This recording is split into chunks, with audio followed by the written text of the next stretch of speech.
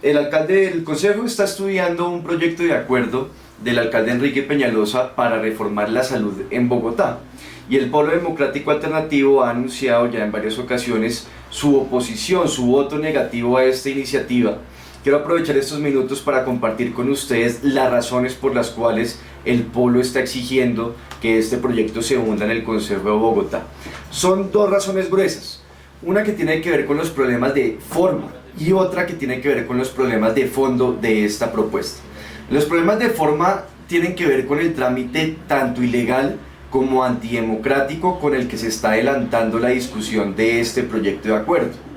Y es ilegal, primero porque el secretario de Salud violó el artículo 12 de la Ley Estatutaria de Salud, que exige que este tipo de propuestas cuenten con la participación ciudadana. Resulta que el gobierno distrital radicó el proyecto en el Consejo sin que se cumpliera con este requisito de la ley. Además, durante el trámite ya aquí en el Consejo se han presentado varias ilegalidades que vician de nulidad este proyecto. Por ejemplo, la concejal Gloria Estela Díaz del movimiento Mira, que era o es ponente de este proyecto, presentó una solicitud para que se prorrogara el término para rendir ponencia, solicitud que fue negada. Ante esta negación, la concejal Gloria Estela Díaz presentó un recurso de reposición con el que se debió suspender la discusión del proyecto y la Comisión de Gobierno no lo quiso suspender, siguió adelante con ella sin importar los recursos que se habían interpuesto, y esto vicia el proyecto de nulidad. Además ha sido antidemocrático porque el secretario de Salud, el doctor Morales, no entregó el proyecto, no radicó el proyecto anexando los soportes técnicos para que los concejales pudiésemos hacer un estudio detallado del tema. Y desde un inicio yo le insistí en que por favor los entregara, que por favor los entregaran. Pasaron las semanas y el 6 de marzo, hasta el 6 de marzo, el secretario de Salud me entregó 1500 páginas de documentos que supuestamente eran los soportes técnicos.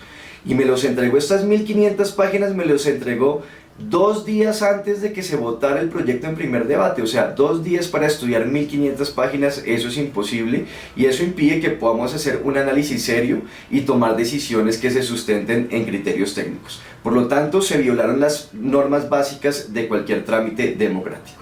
Entonces hay una serie de razones de forma que hacen que nosotros rechacemos este proyecto, pero quiero resaltar las razones de fondo o de conveniencia. ¿Qué es lo que sucede? El secretario de Salud y el alcalde Peñalosa en los medios de comunicación han mostrado como si esta fuera una propuesta muy novedosa, nueva, cosa que no es cierto. ¿Cuál es la propuesta del doctor Peñalosa?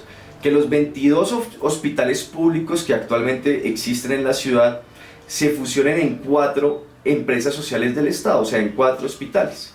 Y cada una de estos 4 hospitales o 4 empresas sociales del Estado van a operar en un territorio que se llama una red integrada. Se van a crear 4 redes o 4 territorios, cada una operada por una de estas empresas sociales del Estado. La red del norte, la subred centro-oriente, la subred del sur y la subred del sur-occidente. Esto que lo plantean como algo nuevo, no es nuevo. Estas mismas 4 redes funcionan desde el año 2013, cuando la entonces Secretaría de Salud, con el aval del Ministerio de Salud del ministro Alejandro Gaviria, conformó y puso a funcionar estas 4 redes. ¿Cuál es la única diferencia? Que en el año 2013 no se funcionaron los hospitales. Ahora sí el doctor Peñalosa los va a fusionar, pero repito, las 4 redes funcionan desde el año 2013. O sea, si es la institucionalización de esta política de los últimos años, como lo ha reconocido el secretario de Salud, pues lo primero y lo lógico que debemos hacer los concejales es revisar cuáles han sido los resultados del funcionamiento de esas 4 redes que, repito, funcionan desde el año 2013. Entonces, miremos cuáles son los resultados. Lo primero que quiero resaltar son los criterios con los que se ha venido aplicando esta política. Esta reorganización en 4 redes no se hizo con el criterio de atender de una mejor manera la demanda de salud o las necesidades de salud de los ciudadanos, sino que se hizo con el criterio que señala el Plan Nacional de Desarrollo de Juan Manuel Santos, que es el de la rentabilidad, el de la eficiencia, que son términos propiamente neoliberales. Expliquemos esto entonces en qué consiste. Como los hospitales públicos están en crisis debido a las enormes deudas que tienen las EPS con ellos, las deudas ascienden ya a más de 800.000 millones de pesos, entonces se inventaron esta política de la conformación de las redes que viene acompañada de unos planes de saneamiento expedidos por el Ministerio de Hacienda. Y básicamente, ¿qué dicen ellos? Dicen que los servicios que no sean rentables deben cerrarse y que hay que hacer una redistribución geográfica y eficiente del portafolio de servicios. O sea, es la salud como negocio y no la salud como un derecho. ¿Y con qué criterio entonces comienzan y cómo se van aplicando estos criterios de la rentabilidad? Los servicios que no sean rentables se van cerrando. Y básicamente es lo mismo que dice ahora el secretario de Salud. Él dice que los hospitales no pueden competir. Eso es lo mismo que se ha venido aplicando en los últimos años, y lo que dicen es, si hay dos puntos de atención y los dos puntos de atención, por ejemplo, prestan el servicio de pediatría, pues que este no lo preste, se cierra este servicio de pediatría y esto entonces se pasa o se concentran en este otro punto. Bueno, ¿cuál es el problema con eso? Que sí, eso puede reducir el gasto del hospital porque recorta este servicio, pero afecta a la gente que vivía cerca y que era atendida por este punto de salud, porque cierran este y a estas personas ahora para ser atendidas tienen que trasladarse hasta este otro punto que les queda mucho más lejos, lo que aumenta las barreras geográficas. Por ejemplo, en el hospital de Suba cerraron varios servicios y esos servicios ellos dicen que no los cerraron, sino que los reubicaron en el Hospital Simón Bolívar, en Usaqueno. O sea que desde La Gaitana a la gente, antes que tenía que ir al hospital de Suba, ahora le toca ir hasta el Simón Bolívar en la 163 con carrera séptima. Ese aumento de las distancias aumenta las barreras de acceso porque aumenta las barreras geográficas. Empeora, lesiona un criterio de la salud pública que se llama la accesibilidad geográfica. Y fue lo que hicieron en los últimos años. Es más, entre el año 2013 y el año 2014, en Bogotá, en los hospitales públicos, se cerraron 1.500 servicios de salud. Servicios de todo tipo. Pediatría, atención de enfermedades mentales, atención de enfermedades respiratorias, es un listado supremamente largo. 1.500 servicios cerrados que empeoran el acceso a los servicios de salud. Y ese es un debate que siempre hemos dado en el Polo Democrático Alternativo. Que uno tenga un carnet no significa que uno tenga garantizado el acceso. Una cosa es la cobertura y otra cosa es el acceso, y esta política lo que hace es empeorar el acceso. Y es precisamente lo que se pretende hacer o profundizar con este proyecto del doctor Peñalosa. El secretario de Salud dice que su proyecto, su propuesta, busca institucionalizar lo que se ha hecho en los últimos años, o sea, institucionalizar el cierre de servicios de salud con la lógica neoliberal de la rentabilidad. Van a cerrar servicios de salud. Es más, en una reunión pública que el secretario de Salud hizo con las organizaciones de usuarios de los hospitales públicos, dijo dos cosas muy graves. La primera, que las UPAs, los CAMIs, las UVAs, que son puntos de atención cercanos a los ciudadanos, que esos se iban a cerrar y que se iban a reemplazar por CAPS, por centros de atención prioritaria. Bueno, actualmente hay alrededor de 170 CAMIs, UPAs, UVAs en todo Bogotá, 170.